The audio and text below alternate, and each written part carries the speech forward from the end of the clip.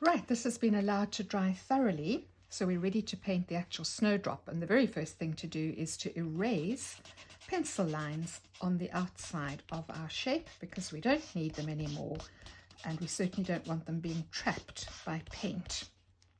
You'll find that certain brands and shades of yellow paint, and also cobalt blue, if you were using that blue, are very much prone to trapping pencil marks. So having done that, we're now ready to begin painting, and I'm going to start with this little cap here.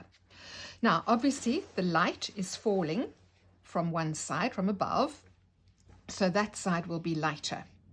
However, it's not a flat surface, it's curved, so there will be a little bit of reflected light on this surface, this edge as well. So it's not as straightforward as one side light, one side dark, particularly on a shiny texture. So I'm starting by wetting this, and I'm going to feed in the light color first, and then the darker color. Again, still using only Indian yellow and ultramarine blue. So using with a paint thicker than I had used initially in the background, because this is going into water, so the paint needs to be thicker. But I'm starting with a fair bit of yellow in the mix, and I'm going almost to the edge. I'm leaving a little dry sliver on either side. Okay, now I want to get a more intense green, so thickening that mix, much thicker paint. And while this is still nice and wet, I begin to feed in some dark color, not right to the edge, near the edge. And because this paint is quite thick, it will pretty well sit where I put it.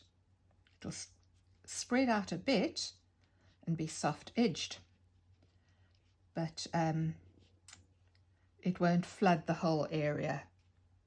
Now if it's a little bit uneven there, don't worry, because we can come back and lift off a bit of paint. Okay, and really intensifying, because we want this to absolutely glow out from the background.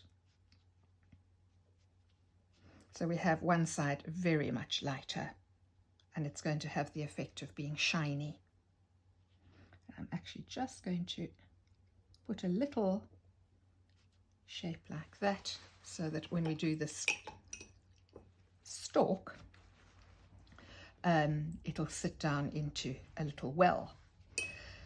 And while I'm waiting for that to settle for a few moments, I'm going to show you what you can do with this little stalk. Now this is quite pale, I can simply paint over it, but if yours has ended up a bit darker,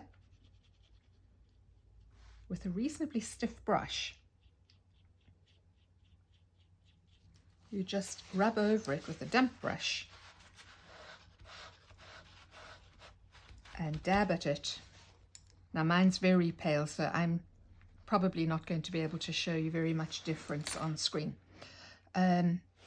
But having done that, having lightened that if necessary, I'm starting with quite a light shade of green, because remember the light is hitting the top surface, and then as it comes down, it's more in shadow, and we have a little shadow on the underside.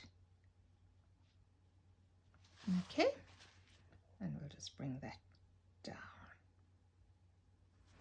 This is still wet, making sure we've got enough intensity of color. Okay, and I'm going to do a little bit of lifting there in a moment, but for now let's just allow this to settle comfortably. And while I'm waiting for that, I can start on this little sheath here, which is a mid-green, so a fair bit of yellow in the mix. So let's come on like that. Actually, I think a bit more yellow.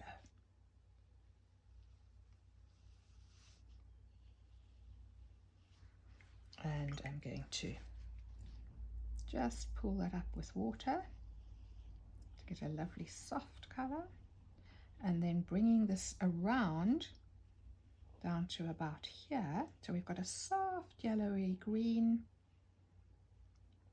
and then I'll stop.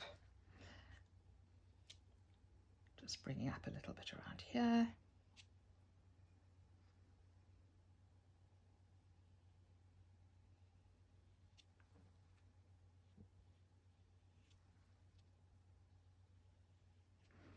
And I might need to just darken this edge ever so slightly.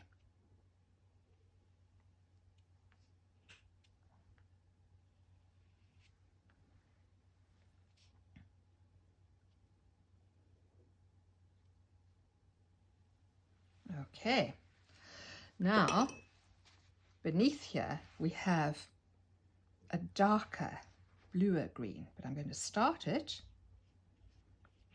with a fairly light yellowy green, and on the right hand side, while this is damp, start at the top and then add in a darker tone.